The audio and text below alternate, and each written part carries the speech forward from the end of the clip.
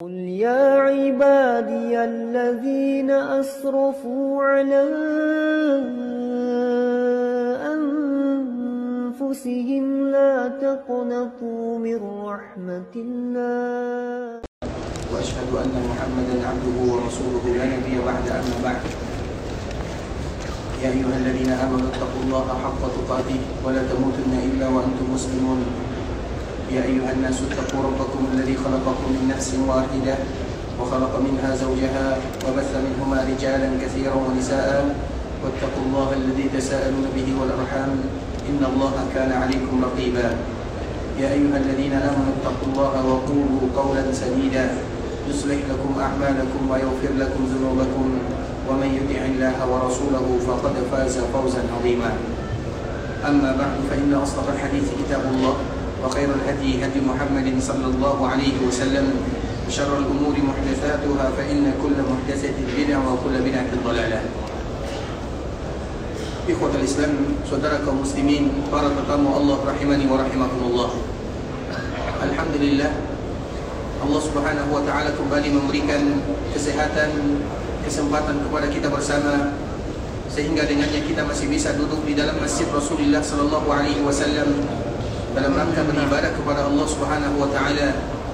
Dan di antara salah satu ibadah yang paling mulia yang dilakukan seorang hamba ketika mereka berada di dalam masjid nabinya adalah belajar agama. Sebagaimana sebuah hadis yang disampaikan oleh sahabat Abu Hurairah radhiyallahu taala anhu yang dikeluarkan oleh Imam Ibnu Majah, Nabi sallallahu alaihi wasallam mengatakan, "Man jaa'a masjidi hadza lam ya'tihi illa li khairin yata'allamuhu aw yu'allimuhu fa huwa bi manzilatil mujahidi fi sabilillah." Barang siapa di antara kaum muslimin yang mendatangi masjid Rasulullah sallallahu alaihi wasallam guna dan tujuan adalah menginginkan kebaikan dan belajar agama Allah Subhanahu wa taala, maka dia terhitung sebagai orang yang sedang berjihad di jalan Allah Subhanahu wa taala. Dan semoga duduknya kita di dalam majlis yang mulia ini, yang mana kita membacakan ayat-ayat Allah ataupun hadis-hadis Rasulullah sallallahu alaihi wasallam, kita terhitung sebagai orang yang sedang berjihad di jalan Allah Subhanahu wa taala. Kemudian salawat beriringkan salam semoga senantiasa tercurahkan buat junjungan alam Nabi kita yang mulia, uswah dan qudwah kita bersama Muhammad bin Abdullah sallallahu alaihi wasallam. Rasulullah sallallahu alaihi wasallam disebutkan oleh Allah Subhanahu wa taala di antara salah satu sifatnya, bil mu'minina raufur rahim. Nabi adalah seorang utusan yang paling sayang kepada orang-orang mukmin.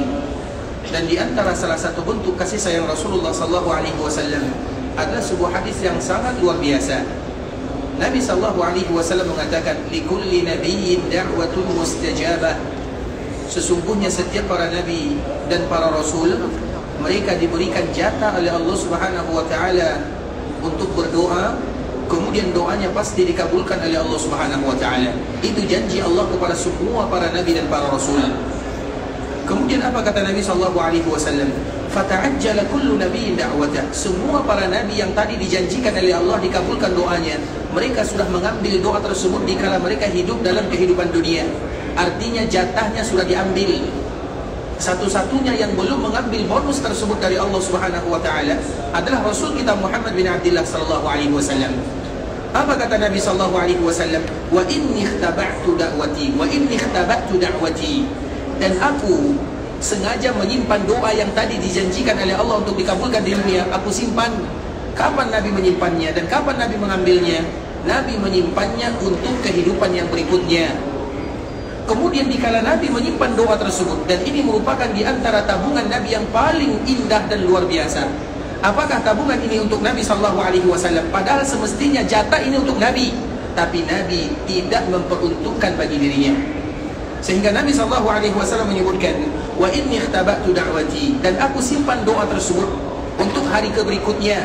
Kemudian doa ini akan berubah menjadi syafa'atan li ummati, dan syafaat tersebut dikhususkan oleh Nabi untuk umatnya. Padahal semestinya jatah ini untuk Nabi, tapi Nabi hadiahkan syafaat tersebut yang asal muasalnya berasal dari doa yang dijanjikan oleh Allah Azza wa Jalla, dijadikan oleh Nabi sebagai syafaat bagi umatnya. Kemudian apa kata Rasulullah? Fahiya nailatun insyaallah. Dan syafaat tersebut akan didapatkan oleh semua umat Nabi. mereka yang mengucapkan kalimat la ilaha illallah Muhammadur Rasulullah, maka mereka akan mendapatkan syafaat Rasulullah sallallahu alaihi wasallam, liman mata wa lam yusyrik billahi syai'a, bagi mereka yang wafat, bagi mereka yang meninggal dan mereka tidak pernah mensyirikatkan Allah Subhanahu wa taala dengan apapun. Dan semoga termasuk kita, termasuk orang-orang yang mendapatkan syafaat dari Rasulullah sallallahu alaihi wasallam. Dan ini merupakan di antara bentuk bagaimana sayangnya Nabi sallallahu alaihi wasallam kepada kita bersama. Makanya pantas Allah Subhanahu wa taala mengatakan bil mu'minina raufun rahimun. Di antara salah satu sifat Nabi, Nabi sayang, Nabi cinta kepada umatnya. Bahkan di dalam sebuah riwayat disebutkan ketika Nabi berada di perkuburan Baqi', apa kata Rasulullah sallallahu alaihi wasallam? Wadibna law anna qad ra'ayna ikhwanana.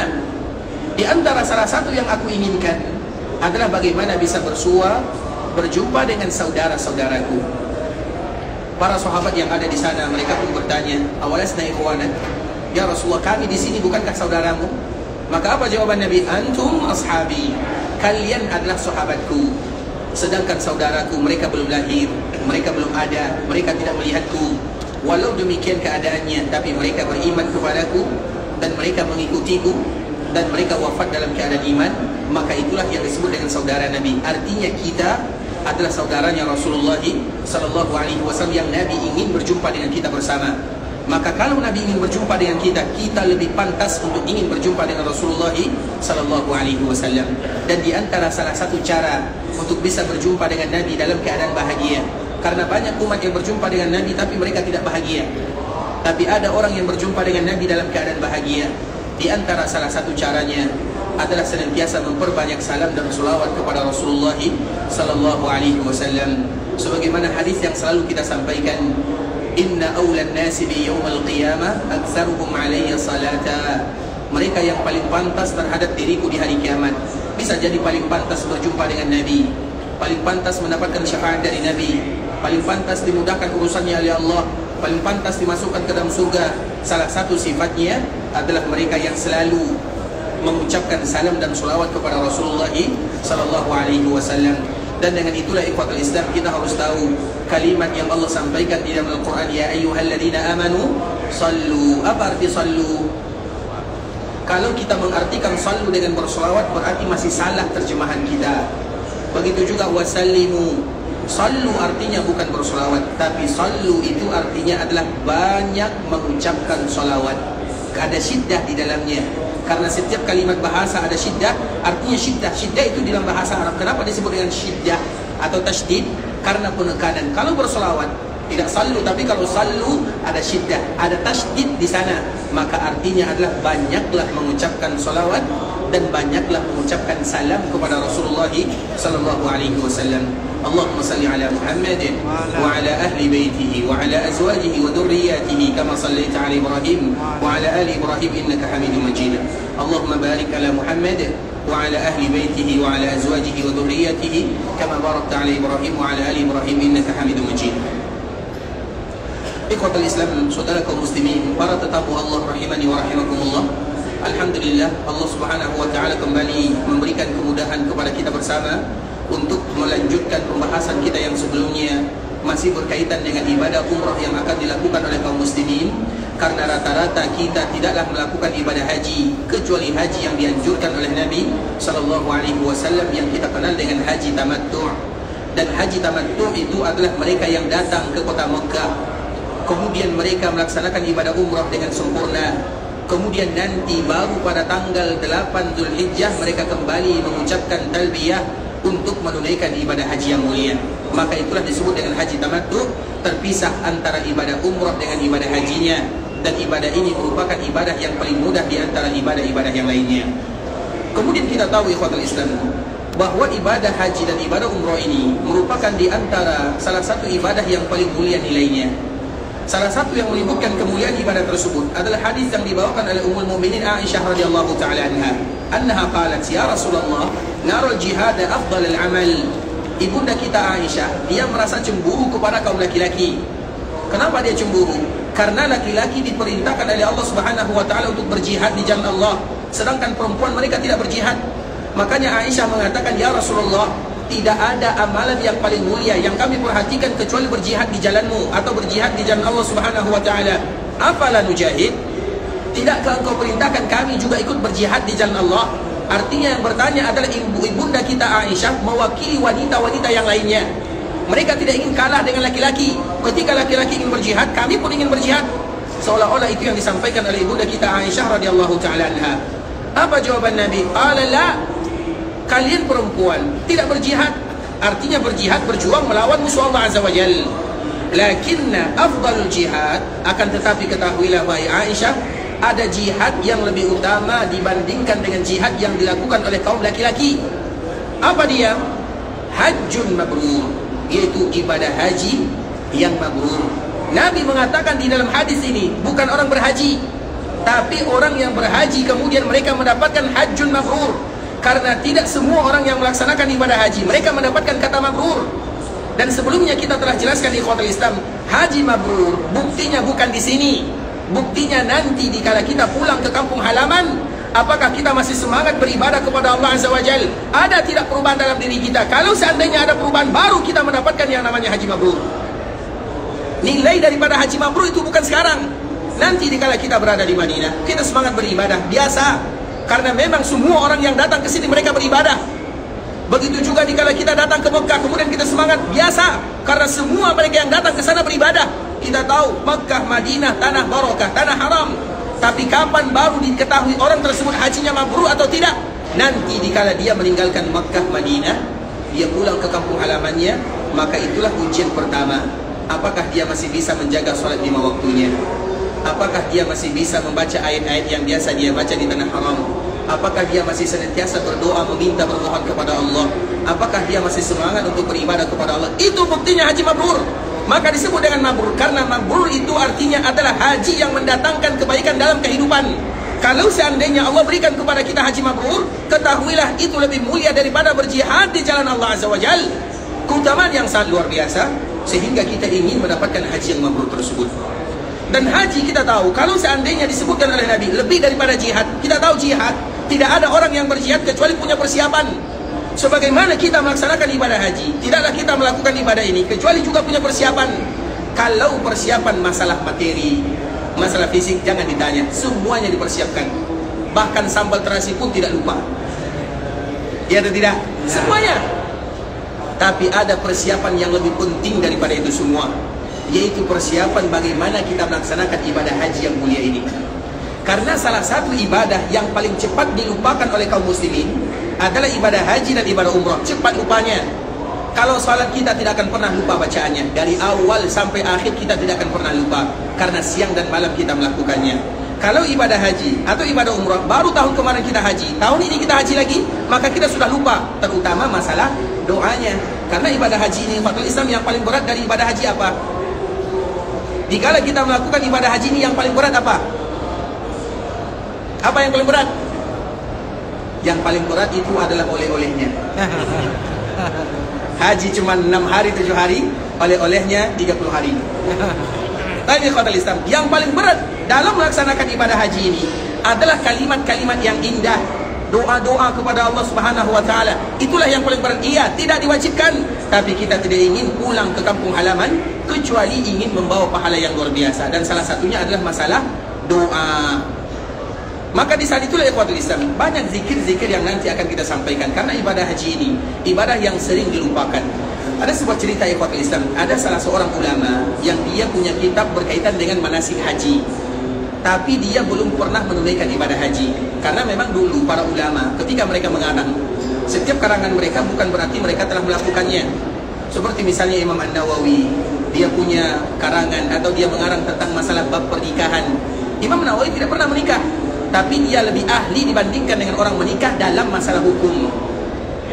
Begitu juga dengan ibadah haji. Ada salah seorang ulama yang dia mengarang buku tentang masalah haji, tapi dia belum pernah menunaikan ibadah haji. Kemudian tiba-tiba dia datang melaksanakan ibadah haji. Ketika dia melakukan ibadah haji, ada rangkaian ibadah yang dia lupakan, atau dia lupa apa semestinya yang harus dilakukan. Maka dia bertanya kepada teman yang ada di sampingnya, "Wahai fulan, kira-kira apa yang harus kita lakukan setelah ini?" Maka apa jawaban rekannya? "Kalau kamu ingin tahu, bacalah buku yang dikarang oleh fulan." Fulan itu dia sendiri. Coba bayangkan, orang yang mengarang saja mereka bisa lupa akan rangkaian ibadah yang dia lakukan, apalagi kita yang hanya sekedar mendengarkannya. Makanya persiapan yang tidak kalah penting ikhwatul Islam adalah ilmunya, doanya, kalimatnya, dan itulah di antara salah satu ibadah yang paling berat, terutama di dalam melaksanakan ibadah haji yang mulia ini. Nah, kemarin kita telah menjelaskan ikhwatul Islam, ketika seseorang sampai di miqat, karena kita berbicara tentang umrah, dikala kita sampai di miqat, maka di antara salah satu kalimat yang wajib bagi kita mengucapkannya adalah niatnya. Niat itu syiarnya, karena niat sudah ada di dalam hatinya. Tapi kita tetap menganjurkan dan dianjurkan mengangkat suara sambil mengucapkan labbaik Allahumma umratan bagi kita yang melaksanakan haji tamattu'. Hajinya nanti baru tanggal 8 Dzulhijjah baru kita mengucapkan labbaik Allahumma hajjan. Itu nanti pada tanggal 8 Dzulhijjah. Kemudian setelah kita mengucapkan kalimat ini, di awal kita akan beribadah kepada Allah, maka kita kemarin telah mengajarkan doa Allahumma hajja la riya'a fiha wala sum'ah. Ingat itu baik-baik ikhwatul Islam. Jangan tidak kita ucapkan, terutama bagi kita yang ingin melaksanakan ibadah awal startnya di miqat, maka hendaklah mereka mengucapkan Allahumma hajja la riya'a fiha wala sum'ah. Ya Allah, kami melakukan ibadah haji yang mulia ini tidak ada riya di dalamnya dan tidak ada sum'ah. Dan kita selalu mengatakan ibadah yang paling berat dilakukan adalah ibadah haji dan umrah, karena syaitannya lebih besar dan banyak cara syaitan untuk menggoda manusia di sana. Makanya Nabi SAW mengajarkan awal dikala kita berada di miqat, Allahumma hajja la riya'a fiha wala sum'ah. InsyaAllah semuanya sudah hafal ya. Allahumma hajja la riya'a fiha wala sum'ah. Jangan sampai tidak hafal, terutama bagi mereka yang besok akan berangkat. Ingat kalimat yang diucapkan setelah mereka mengucapkan labbaik Allahumma umrah, Allahumma hajja la riya'a fiha wala sum'ah. Kemudian ikhwatul Islam, setelah itu maka dianjurkan bagi dia mengucapkan kalimat talbiyah. Dan kemarin kita telah menjelaskan tentang masalah kalimat talbiyah, sebuah kalimat yang paling mulia, yang di dalamnya ada ubudiyah kepada Allah Subhanahu wa taala. Karena talbiyah itu ikhwatul Islam adalah bentuk kita menjawab seruan Allah Subhanahu wa taala. Di dalam sebuah hadis yang sangat indah, perhatikan bagaimana hadisnya ikhwatul Islam, agar kita tahu bagaimana keutamaan yang Allah berikan kepada kita yang datang ke sini. Al-hujjaju wal-ummar wafdullah. Sesungguhnya para jemaah haji, para jemaah umrah yang haji atau yang umrah adalah tamunya Allah. Mereka wafdullah, mereka datang ke sini karena menjawab seruan Allah. Dan itu dimulai dikala mereka mengucapkan labbaik Allahumma labbaik, labbaik la syarika laka labbaik. Itu adalah kalimat tauhid yang sesungguhnya. Karena tidak ada kalimat tauhid masuk dalam sebuah ibadah kecuali ibadah tersebut akan menjadi ibadah yang paling mulia. Kita contohkan misalnya, biasanya tempat yang sering dikunjungi oleh orang yang melaksanakan ibadah haji dan umrah apa? Pasar, mall, tempat belanja. Ya atau tidak? Apa tempat yang paling disukai oleh Allah? Masjid. Apa tempat yang paling dibenci oleh Allah? Pasar. Nah, kalau kita masuk pasar, kenapa pasar ini dibenci oleh Allah? Dengan berbagai macam nama. Karena di sana syaitan itu banyak sekali nongkrongnya. Jadi pasar itu adalah, kalau bahasa kitanya, tempat syaitan itu ngopi, kalau bahasa kitanya. Banyak di sana. Sehingga orang yang masuk pasar, itu apa kata Nabi? Jangan kalian menjadi orang yang pertama kali masuk pasar dan yang terakhir keluar darinya. Artinya kalau kalian punya kebutuhan, maka usahakan sesingkat mungkin untuk masuk ke dalam pasar, karena itu adalah tempat yang paling dibenci oleh Allah Subhanahu wa taala. Kecuali kalau seandainya kita masuk pasar, kemudian kita mengucapkan doa la ilaha illallah wahdahu la syarikalah lahul mulku wa lahul hamdu yuhyi wa yumit biyadihil khair wa huwa hayyun la yamut wa huwa ala kulli syai'in qadir. Apa yang terjadi? Maka dia akan mendapatkan 1000 kebaikan. Berapa 1000? 1 juta. Dan dihapuskan darinya 1000 kesalahan. Berapa berarti dihapuskan kesalahan? 1 juta. Coba bayangkan, tempat yang paling tidak disukai oleh Allah, tapi apabila diawali dengan kalimat tauhid, maka akan berubah statusnya menjadi pahala dan ladang pahala serta amal. Bukan berarti kita yang tidak pergi ke pasar, atau bagi kita yang datang ke pasar, bagi kita yang berniaga, berjualan, ingat kalimat ini. Kalau perlu dituliskan di toko, di kedai kita, agar setiap orang yang datang membacanya, mereka dapat pahala, kita pun dapat pahala. Artinya supaya kita rubah yang tadinya tempat dosa dan maksiat, tapi berubah menjadi tempat pahala dan ladang amal bagi kaum muslimin. Kalau seandainya tempat yang dimurkai oleh Allah berubah menjadi tempat yang mulia mendatangkan pahala, bagaimana tempat yang paling dicintai oleh Allah di dunia. Dan tempat yang paling dicintai oleh Allah di dunia adalah Makkah. Makkah itu ikhwatul Islam, sebagaimana hadis Nabi ketika Nabi diusir. Kita tahu dikala Nabi berdakwah di Mekah Mukarramah, maka orang-orang Mekah tidak menerima dakwah Nabi. Pada akhirnya puncak kezalimannya, mereka ingin mengusir Nabi dari Mekah. Bukan hanya sekedar mengusir, dan ingin merapatkan bagaimana cara pembunuhan Nabi SAW. Tidak pernah sebelumnya mereka merencanakan seperti ini, tapi tiba-tiba mereka berencana membunuh Nabi. Ketika mereka ingin membunuh Nabi, mereka diskusi, mereka rapat, maka datang iblis. Iblis yang datang membantu orang-orang Quraisy. Kalau iblis yang membantu mereka, maka Allah lah yang membantu Nabi. Kemudian pada akhirnya Nabi pun meninggalkan Makkah di malam hari. Ketika Nabi meninggalkan Makkah, apa kata Nabi? Wallahi innaki la khairu ardillah wa ahabbu ardillahi ila Allah walaula anni ukhrijtu minki ma kharajtu. Wahai Makkah, demi Allah, sesungguhnya engkau adalah tanah yang terbaik dan tanah yang paling dicintai oleh Allah Subhanahu wa taala. Kalaulah aku tidak diusir darimu, aku tidak akan pernah keluar untuk selama-lamanya. Artinya Makkah itu merupakan tanah yang mulia. Bagaimana kiranya kalau kita masuk Makkah dengan mengucapkan kalimat yang mulia. Kalimat yang mulia, memasuki tempat yang mulia, maka pahala berlipat ganda yang akan didapatkan oleh seorang hamba. Makanya mengucapkan kalimat talbiyah. Kemarin kita menanyakan, orang yang melaksanakan ibadah umrah, mereka mengucapkan kalimat talbiyah dari kapan? Kapan awalnya? Kapan awalnya?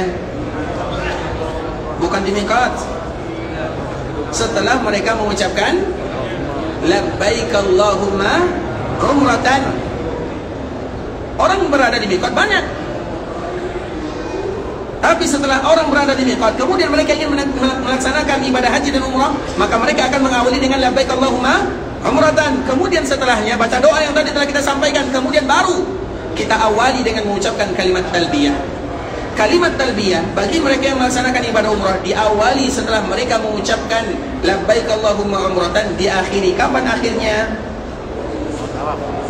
Akhirnya ikhwatul Islam, ketika mereka melihat Ka'bah al-Musyarrafah dan ingin melakukan ibadah tawaf di sana. Ketika kita sampai di Mekah, kemudian kita masih menetap di sana dengan pakaian ihram, maka itu kesempatan bagi kita memperbanyak labbaik Allahumma labbaik. Dan kemarin kita telah jelaskan, jangan ada di antara kaum muslimin kecuali mereka semangat mengucapkan kalimat ini, karena tidak satupun kalimat ini didengarkan oleh benda hidup dan benda mati kecuali mereka akan menjadi saksi di hadapan Allah Azza wa Jalla.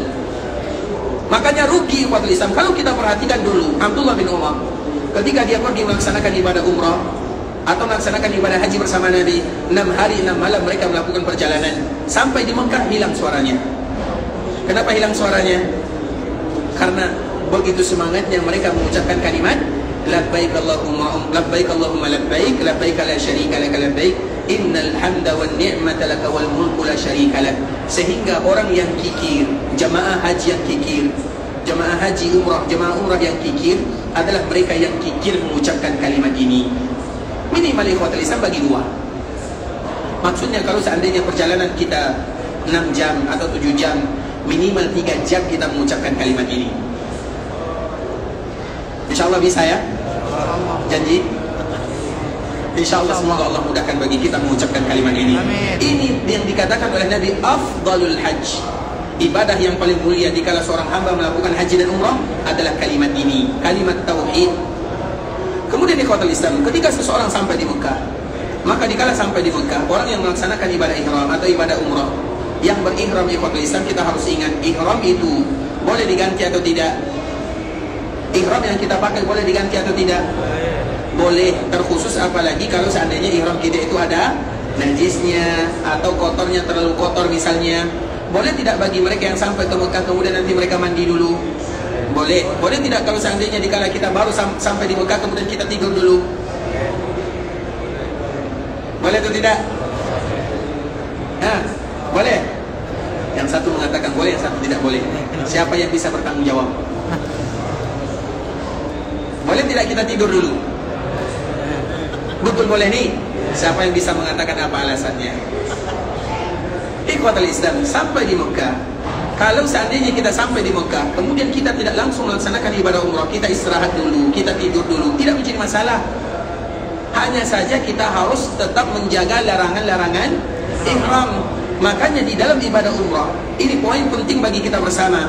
Di antara salah satu kewajiban kita dikala kita melaksanakan ibadah umrah yang mulia ini, jangan berusaha bagaimana hanya cepat selesai sahaja.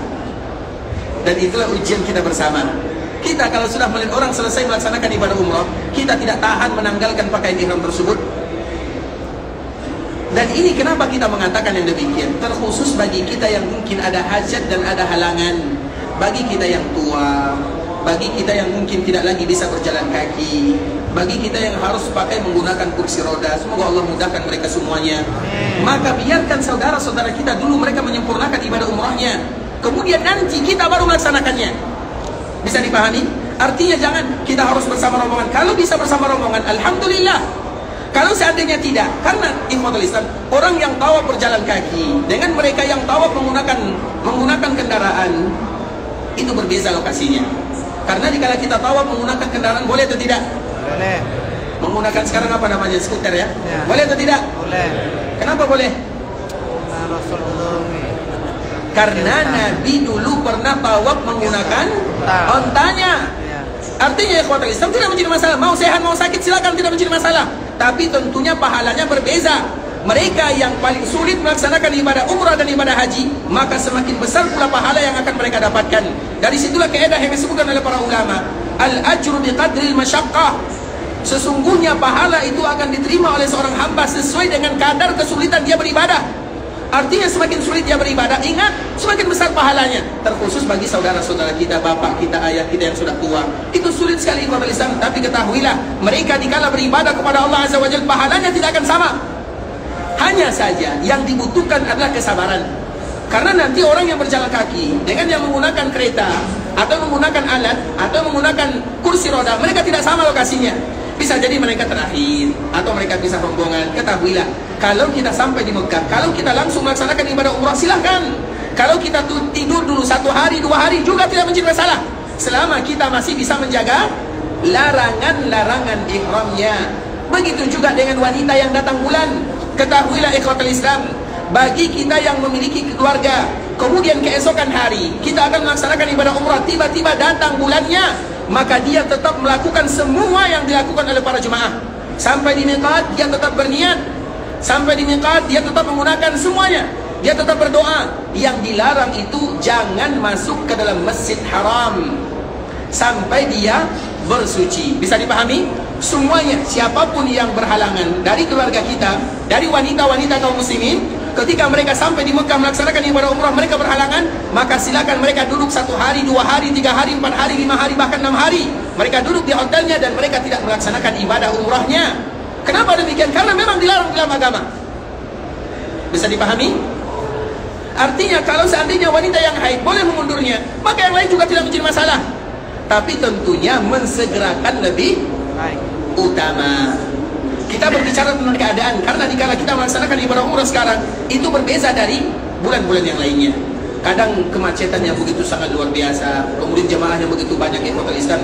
Artinya kalau seandainya belum dimudahkan, maka boleh diundur 1 hari ataupun 2 hari. Kemudian setelahnya, dikala kita sampai di Mekah, kemudian kita ingin melaksanakan ibadah umrah dan kita melihat Ka'bah Musyarrafah, maka di saat itulah baru kita berhenti mengucapkan kalimat talbiyah. Itu kalau melaksanakan ibadah umrah. Kalau kita melaksanakan ibadah haji, kapan kita memulai mengucapkan kalimat talbiyah? Kapan kita memulainya? Kapan? Hah? Kapan kita mulainya? Ketika kita mengucapkan labbaik Allahumma hajjan. Ada tidak orang yang mengucapkan labbaik Allahumma hajjan tanggal 6 Zulhijjah? Ada atau tidak? Ada atau tidak? Susah jawab ya? Ada atau tidak? Banyak. Ada tidak orang yang mengucapkan kalimat labbaik Allahumma hajjan tanggal 1 Zulhijjah? Ada. Artinya startnya itu ikhwatul Islam bukan tanggalnya, tapi kapan dia mengucapkan labbaik Allahumma hajjannya, itulah awalnya. Awal dia mengucapkan kalimat talbiyah bagi mereka yang melaksanakan ibadah haji, bukan tanggal, bukan waktu, tapi kapan dia mengucapkan labbaik Allahumma hajja. Ada yang tanggal 1, ada yang tanggal 3, ada yang tanggal berikutnya. Tapi rata-rata bagi kita yang berhaji tamattu', maka kita akan mengucapkannya pada tanggal 8 Dzulhijjah. Boleh tidak kalau kita mengucapkan tanggal 9 Dzulhijjah? Boleh atau tidak? Misalnya tanggal 8 kita sakit, harus dilarikan ke rumah sakit. Kita tidak bisa pergi rombongan bersama rombongan. Besok baru kita bisa ke sana. Boleh atau tidak? Boleh. Yang penting jangan lewat wukufnya. Bisa dipahami? Karena itulah standarnya. Wukuf itu kapan terakhir waktu kita wukuf? Maghrib. Maghrib tanggal 9. Maghrib tanggal 9 yang lain. Kapan kita? 8 hari. Siapa yang jawab angkat tangan? 12.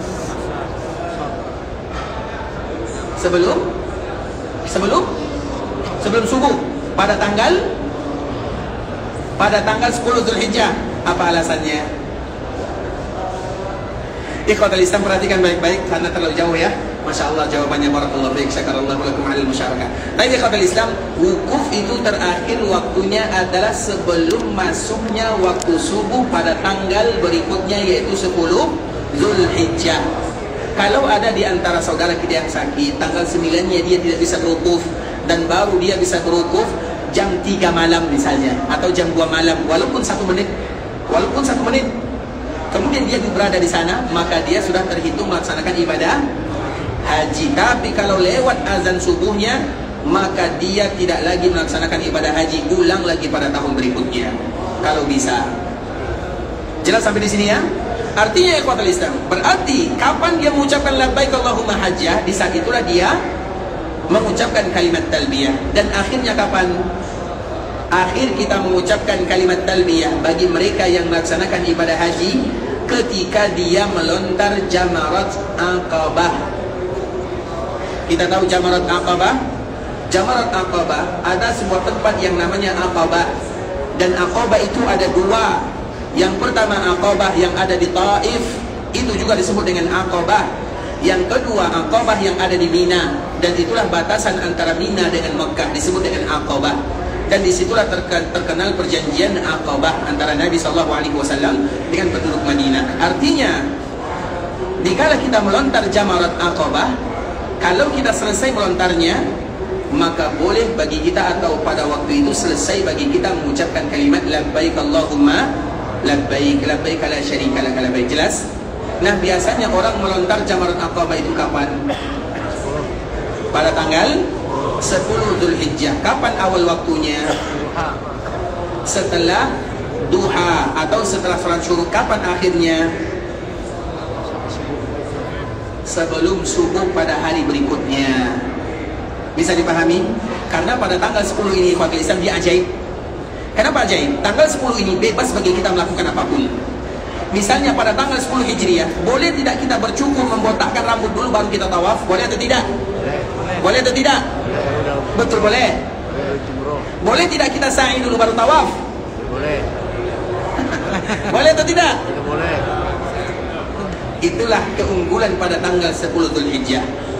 Nabi sallallahu alaihi wasallam menyebutkan kepada para sahabat, ya Rasulullah, aku melontar dulu baru aku bercukur, aku tawaf dulu baru aku sa'i dulu baru aku bercukur. Apa kata Nabi? If'al wala haraj. Pada tanggal 10 Dzulhijjah, maka silakan kita lakukan apa yang termudah. Misalnya yang termudah pertama kali pada tanggal 10 Dzulhijjah apa? Apa yang pertama kali paling mudah? Cukur.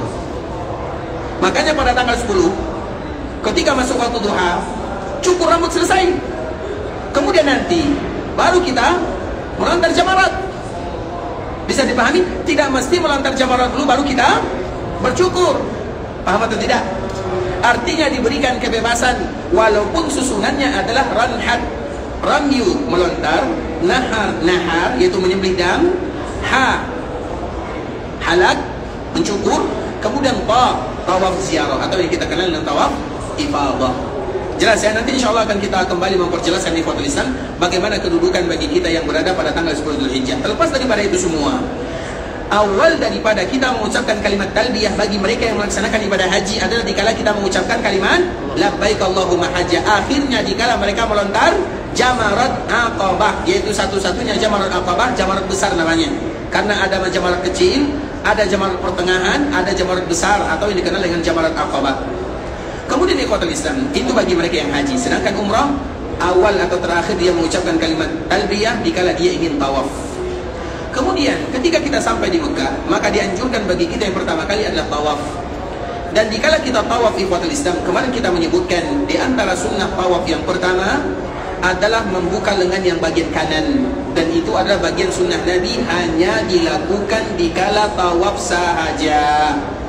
Mulai dari kita melakukan perjalanan dari Madinah sampai menuju Mekah, maka tutuplah bahu kita yang bagian kanan, terkhusus bagi kita yang ingin melaksanakan ibadah salat.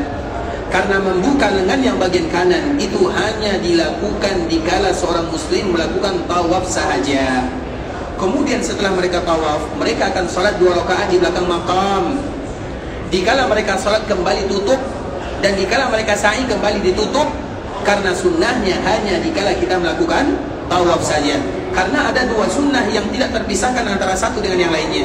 Yang pertama al-ittiba', yaitu membuka lengan yang bagian kanan. Yang kedua berlari-lari kecil kalau seandainya bisa bagi kita melakukannya. Terlepas daripada itu semua ikhwatul Islam, ketika kita sampai di Mekah Al-Mukarramah, kemudian kita ingin melakukan tawaf, maka sunnah pertama sebelum kita tawaf, kalau bisa, bagi mereka yang sanggup, bagi mereka yang tidak ada mudaratnya, adalah mencium hajar aswad kalau kita bisa. Walaupun kita rasa mungkin kita tidak bisa ya, karena postur kita kerasain. Artinya ya ikhwatul Islam, karena memang Nabi SAW tidak mewajibkan. Mencium hajar aswad wajib atau sunnah? Sunnah, tidak wajib. Sehingga Nabi berpesan kepada Umar, terutama bagi kita yang kuat, ingat pesan Nabi kepada Umar, ya Umar, la tuzahimin nas. Wahai Umar, jangan kamu berebutan dengan manusia. Kenapa demikian? Karena Umar itu orangnya kuat. Kalau Umar yang datang semuanya lenser. Umar bin Khattab radhiyallahu ta'ala anhu, Umar yang tinggi, yang kuat badannya, fisiknya. Kalau dia naik kuda, kakinya sampai ke bawah. Coba kalau dia berebutan dengan yang lain, lenser semuanya. Makanya Nabi berpesan khusus kepadanya dan kepada kita yang diberikan kekuatan oleh Allah Subhanahu wa ta'ala. Kalau terpaksa kita harus menyakiti saudara, maka janganlah melakukannya. Karena tidak menyakiti saudara hukumnya adalah apa? Hukum tidak menyakiti saudara? Wajib. Mencium hajar aswad hukumnya apa yang harus kita lakukan dikala bertabrakan antara wajib dengan sunnah? Wajib.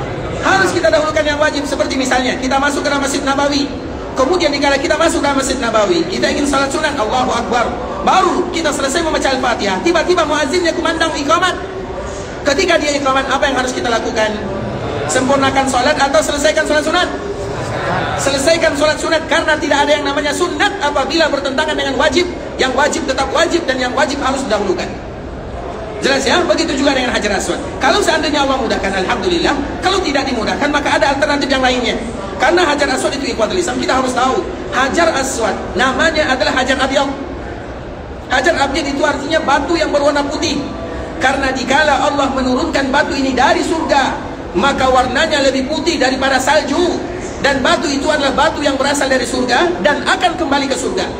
Itu di Makkah Al-Mukarramah. Makanya orang-orang yang ada di Makkah, ada benda yang berasal dari surga. Sebagaimana untuk orang-orang yang ada di Madinah, ada benda yang juga berasal dari surga, yang kita kenal dengan Raudhah.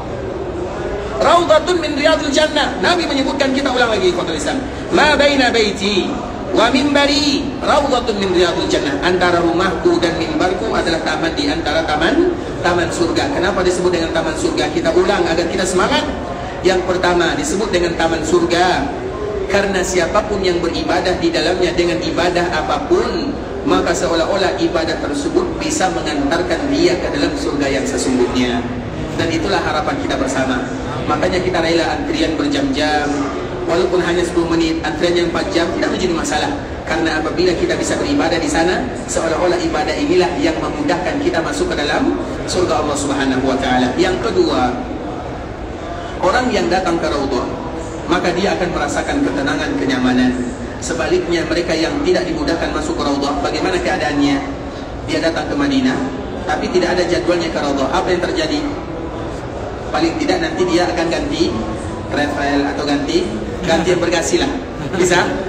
Kemarin dia bergasi dari Sumatera, dia pindah ke Kalimantan misalnya. Artinya saking kesalnya.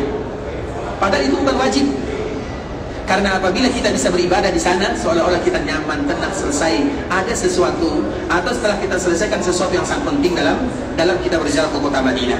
Kalau dia tidak sampai ke Raudhah, maka ada sesuatu yang belum selesai rasanya. Kemudian yang ketiga, kenapa disebut dengan Raudhah? Karena tempat ini yang batasannya dari rumah Nabi sampai ke mimbar Nabi, itu berasal dari surga. Sebagaimana Hajar Aswad diturunkan dari surga, maka ini pun diturunkan dari surga. Itu makna yang ketiga. Dan makna yang keempat, sebagaimana Hajar Aswad akan diangkat oleh Allah ke dalam surga, kembali ke tempat asalnya, begitu juga Raudhah ini akan diangkat oleh Allah ke tempat asalnya, ke dalam surga Allah Subhanahu wa taala. Artinya ketika Allah muliakan Makkah dengan Hajar Aswad, maka Allah muliakan Madinah dengan Raudhatun min Riyadil Jannah. Sehingga ikhwatul Islam, wajar kalau seandainya sebagaimana kaum muslimin mereka berebutan untuk beribadah di dalam Raudhah, maka demikian juga kalau kita berebutan dikala kita beribadah di Hajar Aswad. Karena sunnahnya ikhwatul Islam, ketika seseorang berada di atau ingin tawaf, awalnya sebelum mereka memulai tawaf, dianjurkan kalau bisa mereka mencium Hajar Aswad. Kenapa demikian? Karena Nabi SAW menyebutkan, nanti ketika Hajar Aswad dikembalikan ke tempat asalnya, maka Allah akan berikan kepadanya mata dan telinga, dan dia akan bersaksi di hadapan Allah Azza wa Jalla untuk semua orang yang mencium, menyentuh dan memegangnya. Sesuatu keutamaan yang amat luar biasa. Itulah yang dimiliki oleh Hajar Aswad. Ketika dia menjadi atau dikembalikan ke surga, maka dia ada matanya, melihat orang-orang yang menciumnya, dan nanti akan bersaksi di hadapan Allah. Dan dia ada telinga bagi mereka yang memberikan isyarat kepadanya. Semuanya kita akan mendapatkannya. Sehingga sunnahnya ikhwatul Islam, yang pertama, kalau seandainya kita sampai di Ka'bah Al-Musharrafah, maka sunnah yang pertama adalah memegang Hajar Aswad dan menciumnya. Kemudian kalau kita tidak bisa, maka boleh alternatif yang kedua. Ada beberapa alternatif. Alternatif yang kedua adalah mencium sesuatu yang bersentuhan dengan Hajar Aswad. Misalnya kita tidak ingin mencium Hajar Aswad, kita tidak bisa menciumnya, tapi tangan kita memegangnya, maka kita akan mencium tangan yang tadi memegang Hajar Aswad. Tapi ingat, pastikan kalau itu Hajar Aswad, bukan kepala kawan. Artinya ikhwatul Islam, pastikan, karena sama-sama. Bagaimana kita perhatikan? Pastikan kalau itu Hajar Aswad. Kalau kita memegangnya, maka kita mencium sesuatu yang bersentuhan dengan Hajar Aswad. Karena Nabi dikala tawaf menggunakan ontanya, Nabi menyentuh Hajar Aswad dengan tongkatnya, dan Nabi mencium tongkatnya. Bisa dipahami? Artinya alternatif yang kedua, mencium sesuatu yang bersentuhan dengan Hajar Aswad. Yang ketiga, memberikan isyarat. Dan itulah yang biasanya dilakukan oleh kaum muslimin dengan memberikan isyarat. Pertanyaannya, ketika kita memberikan isyarat, apakah mesti bagi kita mencium tangan? Mesti atau tidak? Iya, kalau tangan kita bersentuhan dengan Hajar Aswad. Tapi kalau seandainya tangan kita tidak bersentuhan dengan Hajar Aswad, dicium atau tidak? Disitulah keedahnya. Maka tinggal bagi kita mengucapkan Bismillahi Allahu Akbar. Dan kalimat Bismillah itu diucapkan hanya pada tawaf pertama sahaja, atau dikala kita memulainya Bismillahi Allahu Akbar, kemudian kita berputar sampai putaran yang berikutnya, maka kita hanya mengucapkan Allahu Akbar. Bolehkah tidak kita mencium tangan? Boleh, mana tahu nanti di putaran yang kedua kita bisa mencium Hajar Aswad atau memegangnya. Kalau tidak, berarti tetap kita memberikan isyarat. Baik ikhwatul Islam. Kemudian setelah kita melakukan sunnah ini, antara mencium atau mencium sesuatu yang memegangnya, atau minimal kita memberikan isyarat kepadanya, dan inilah yang kebanyakan yang akan kita lakukan, maka mulailah kita melakukan ibadah tawaf. Nah, dikala tawaf itu ikhwatul Islam, ini sekedar masukan kepada kita bersama. Tawaf itu sama dengan ibadah salat. Nabi mengatakan tawaf itu sama dengan salat. Hanya saja di dalam tawaf boleh bagi kita untuk berbicara. Kesamaannya karena tidak boleh seseorang melakukan tawaf kecuali dalam keadaan bersuci. Bisa dipahami? Sehingga apabila ada di antara kita yang mungkin, dan ini pendapat jumhur para ulama, walaupun ada khilaf di sana ikhwatul Islam, tapi jumhur para ulama mengatakan tawaf itu syaratnya ada dalam keadaan bersuci. Itu hanya tawaf sahaja. Kalau sa'i, iya atau tidak?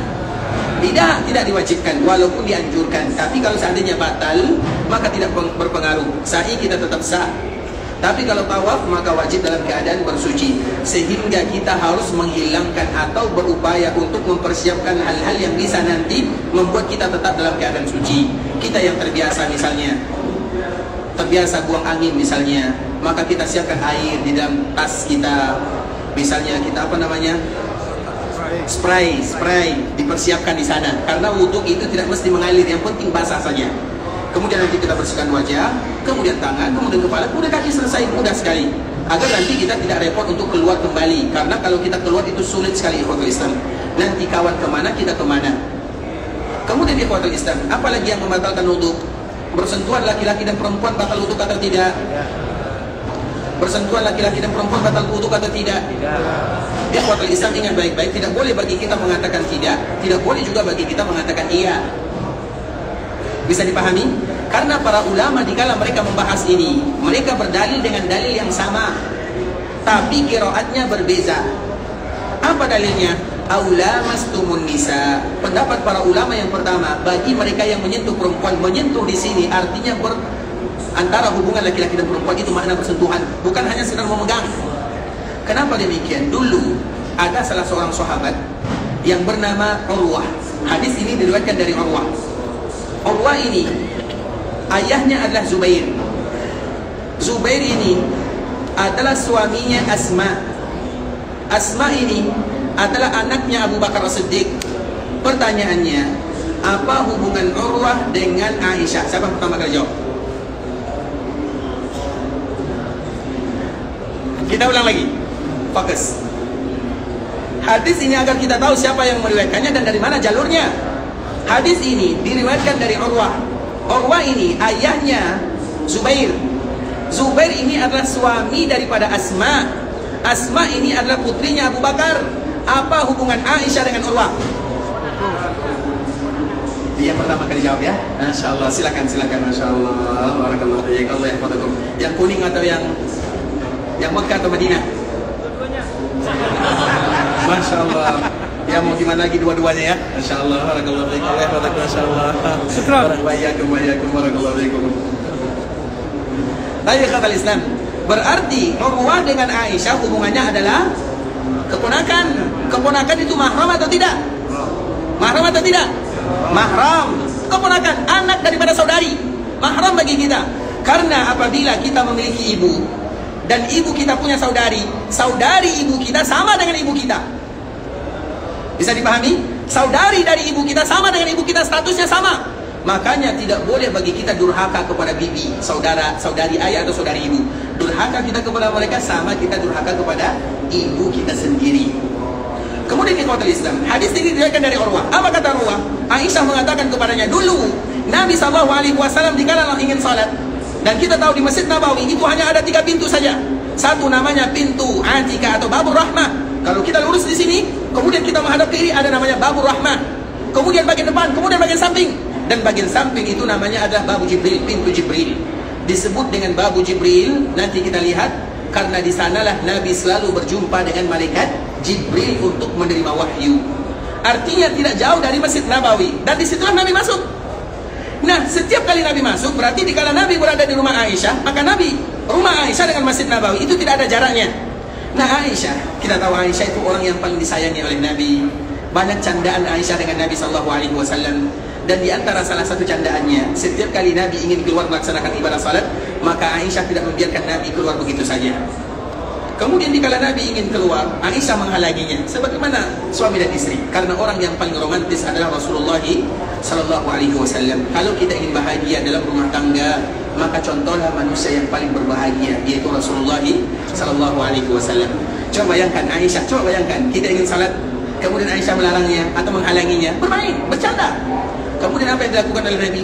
Maka Nabi mencium keningnya. Kemudian setelah dicium, baru Aisyah membiarkan Nabi keluar dari rumahnya, kemudian menjadi imam. Allahu Akbar. Nabi mengulang wudu atau tidak? Mengulang wudu atau tidak? Berarti mencium itu bersentuhan atau tidak? Bukan lagi bersentuhan namanya, lebih daripada itu. Dicium. Bersentuhan, sekedar bersentuhan, selesai. Tapi ini dicium. Dan Nabi tidak kembali mengulang wudunya. Nah, kalau seandainya wudhu tidak diulang dikala Nabi mencium Aisyah, dikala Nabi ingin salat, begitu juga dengan tawaf. Bukankah tawaf sama dengan salat? Itu pendapat yang pertama. Yang kedua, ikhwatul Islam, sama dalilnya aula mastumun nisa, atau kalau menyentuh perempuan. Di dalam qiraat yang lain, bahasanya, ayatnya berbunyi au masastum, atau kalian menyentuh. Menyentuh, ini menyentuh namanya. Au masastum, atau kalian menyentuh. Berarti pendapat yang kedua ini mengatakan kalau kalian menyentuh maka batal wuduknya. Nah, mana yang akan kita ambil?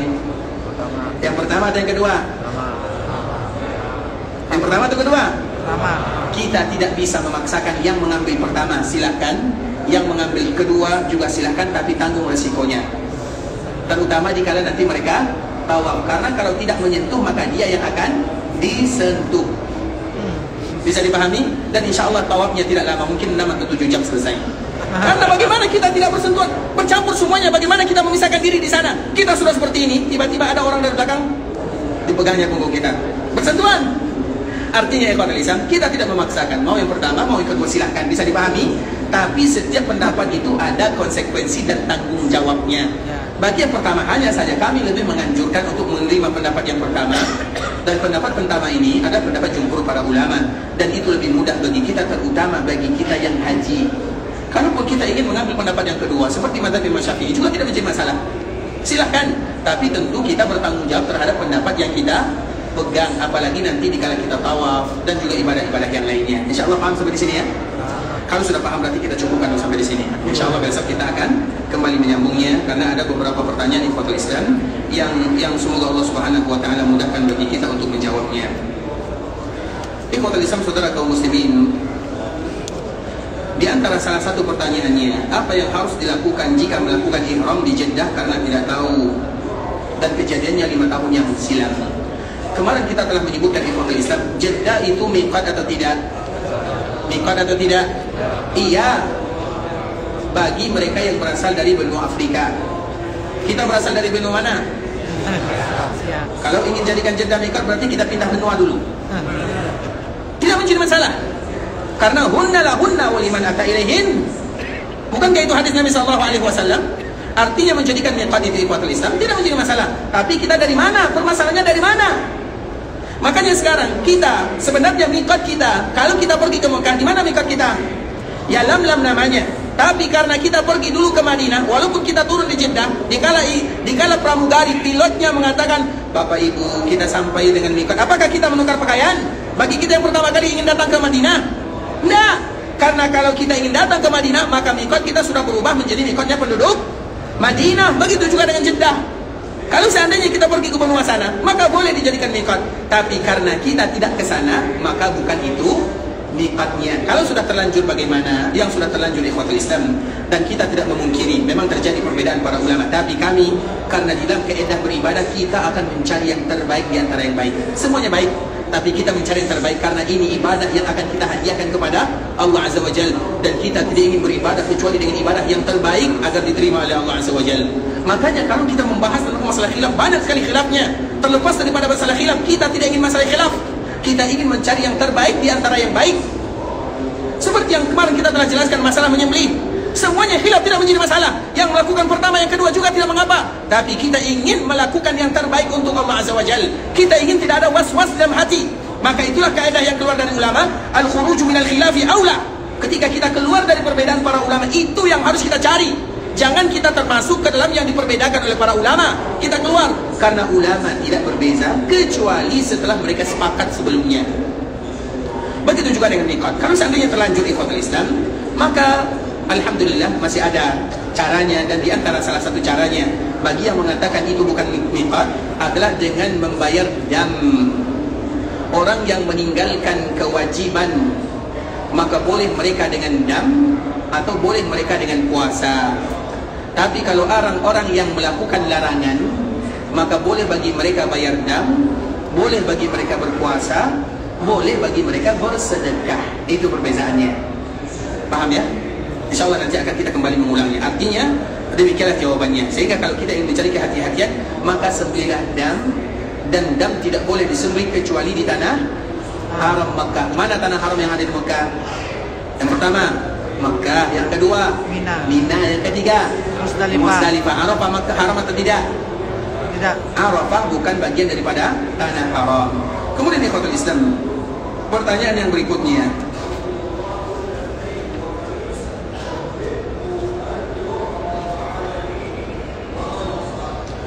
Apa hukumnya mengulang umrah dalam satu perjalanan atau setelah melaksanakan ibadah haji? Mengulang-ulang ibadah umrah, bagaimana hukumnya ikhwatul Islam? Boleh atau tidak? Memang kita tidak memungkiri terjadi perbedaan para ulama ikhwatul Islam, dan juga kami pernah mendengarkan bahwa Imam An-Nawawi rahimahullah ta'ala mengizinkan. Hanya saja kami belum menemukan pendapat tersebut terlepas dari para perbezaan para ulama, karena memang kita tidak memungkiri yang berbeza itu berbeza. Salah satunya adalah bagaimana kita mengulang ibadah umrah. Kalau kami lebih condong kepada tidak. Kalau ulama kita di samping kiri kita ini ada salah seorang ulama yang juga berasal dari Indonesia, namanya Anis lahir dari Indonesia, tapi dia tidak pandai bahasa Indonesia, yang sedang ceramah di samping kanan kiri kita ini. Nah, dia mengatakan boleh, tapi tidak banyak, hanya 1 atau 2 kali sahaja. Nah, bagaimana kesimpulannya? Ini kesimpulan terakhir. Kesimpulannya, bagi kita, ingat baik-baik, yang merasa tidak mungkin lagi datang ke tanah haram Mekah Madinah karena faktor ekonomi, faktor fisiknya, bisa dipahami. Faktor ekonomi bisa jadi ini mungkin karena ini saja Ustaz, kita sudah menabung 30 tahun Ustaz, baru kita bisa berangkat. Banyak di antara kita yang menabung. Ada tukang sapu yang berangkat haji, ada tukang bubur yang berangkat haji, banyak yang berangkat haji, tapi mereka ekonominya pas-pasan, hasil tabungan berpuluh-puluh tahun lamanya. Artinya harapan mereka datang di sini tidak ada lagi. Sehingga dikala mereka tidak ada harapan datang karena faktor ekonomi atau faktor usia, terutama dikala kita melaksanakan ibadah haji ini, banyak di antara kita yang umurnya 60 tahun ke atas atau 70 tahun ke atas. Kalau seandainya kita mengira kita tidak akan lagi bisa datang ke tanah haram Makkah Madinah untuk menunaikan ibadah yang mulia, maka silahkan dia melakukannya. Bisa dipahami? Tapi bagi kita yang masih muda, alhamdulillah harta berkecukupan, maka jangan lakukan. Kenapa demikian? Karena kemarin kita menyebutkan hadis Nabi SAW, orang yang melaksanakan ibadah haji, kemudian nanti dia pulang, melaksanakan kembali ibadah umrah, kemudian dia pulang, umrah lagi, pulang lagi, umrah lagi. Ingat, ada 2 yang Allah berikan kepadanya. Yang pertama, dihapuskan dan digugurkan dosa-dosanya. Yang kedua, dihilangkan rasa fakir dari dirinya. Dia tidak akan fakir untuk selama-lamanya. Artinya ibadah yang mulia ini tidak akan membuat orang miskin, karena itu merupakan janji dari Nabi SAW. Bisa dipahami? Artinya bagi kita yang masih memiliki kesanggupan, kemampuan, masih bisa menabung, insya Allah saya kalau menabung 2 tahun saya bisa berangkat lagi. Jangan lakukan. Karena apabila kita sudah misalnya dalam satu perjalanan kita umrah 1 kali, bahkan tiap hari, sehingga kita umrahnya 30 kali, kita tidak ada lagi niat untuk melaksanakan ibadah umrah pada tahun berikutnya setelah kita pulang. Bukankah perjalanan yang paling indah adalah perjalanan ke kota Mekah dan Madinah? Bukankah ke Mekah Madinah akan menambah iman dan takwa? Itu yang kita cari. Sehingga ikhwatul Islam, kita untuk melerai perbedaan pendapat ini, bagi kita yang merasa ini mungkin yang terakhir, yang pertama dan yang terakhir, maka silahkan. Tapi kalau seandainya kita masih diberikan kekuatan dan kita masih semangat untuk beribadah, maka pulang dulu, kumpulkan harta, kembali menabung, mendaftar, kemudian datang lagi melaksanakan ibadah yang mulia ini. Insya Allah jelas ya. Kemudian ikhwatul Islam, pertanyaan yang berikutnya,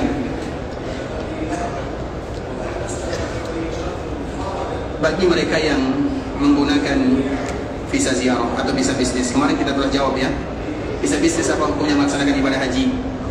Kita berbicara tentang undang-undang negara. Orang yang visanya visa bisnis ikhwatul Islam, berarti visanya bukan visa haji. Dan kita tahu, terutama di tahun-tahun terakhir ini, ibadah haji ini sangat berat sekali. Dan kita selalu mengatakan tahun kemarin kementerian kita datang, karena tahun kemarin merupakan ibadah haji yang paling banyak kacaunya. Banyak yang meninggal di sana. Kenapa yang meninggal itu yang lansia? Kenapa mereka meninggal? Karena tidak ada tempat di Arafah, di Mina, dan di Muzdalifah. Kenapa tidak ada tempat? Sudah digantikan oleh yang lainnya. Jadi siapa yang bertanggung jawab? Kita tidak terlepas daripada sah atau tidak. Orang yang umrah pakai apapun, orang yang haji pakai apapun, hajinya tetap sah. Tapi kita berbicara tentang peraturan negara. Bukankah di antara salah satu kewajiban kita mentaati pemerintah selama dia memerintahkan kita kepada kebaikan? Makanya ikhwatul Islam, kami yang ada di sini, kalau seandainya boleh pakai visa ziarah, maka kami tiap tahun akan haji. Tapi kami tidak boleh. Bukan kami saja, semua yang ada di sini tidak boleh tiap tahun haji. Minimal 1 kali 5 tahun. Artinya sama. Yang ada di dalam, yang ada di luar juga ada batasan waktunya. Kecuali ada pengecualiannya, sebagaimana di kita juga ada pengecualiannya. Jadi jawabannya ikhwatul Islam, bagi kita yang menggunakan visa ziarah, semoga Allah menerima amal ibadahnya. Tapi secara undang-undang maka itu tidak boleh. Baik itu undang-undang negara kita ataupun undang-undang negara sini. tidak perlu kita sebutkan undang-undangnya. Artinya ibarat Islam, kalau secara hukum kenegaraan, tapi kalau secara agama itu ibarat nikah siri. Pernikahannya sah, tapi tidak terdata. Tapi kalau Islam, mohon maaf ya kalau jawabannya agak sedikit kasar ya, tapi itulah faktanya. Agar kita, karena orang yang melaksanakan ibadah haji ini banyak sekali umat Islam, dan kita ingin tertib ibadah hajinya. Orang Asia Tenggara itu terkenal dengan tertibnya. Itu ada di antara adab yang Allah lebihkan kita dibandingkan dengan yang lainnya. Satu orang ke sana semuanya akan ikut. Itu di antara salah satu. Bahkan orang di sini senantiasa memujinya. Oh, dari mana? Indonesia, Malaysia, Singapura, Brunei, dan daerah-daerah yang ada di sana semuanya dipuji. Karena kita terkenal dengan tertibnya. Dan semoga sifat ini senantiasa melekat kepada kita dan kepada orang-orang yang ada di sana dan kepada semua kaum muslimin. Ikhwatul Islam, saudara kaum muslimin, para tamu Allah rahimani wa rahimakumullah.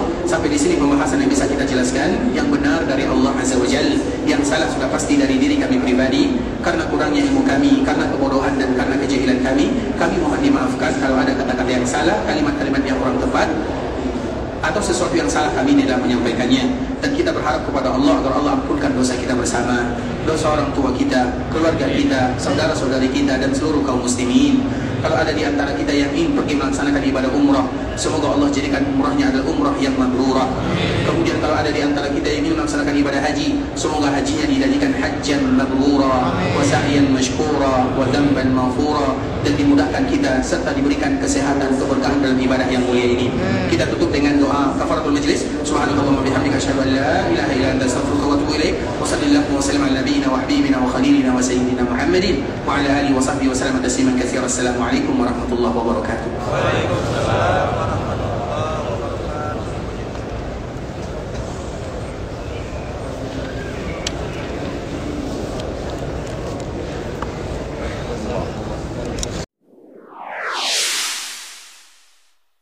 قل يا عبادي الذين أسرفوا على أنفسهم لا تقنطوا من رحمة الله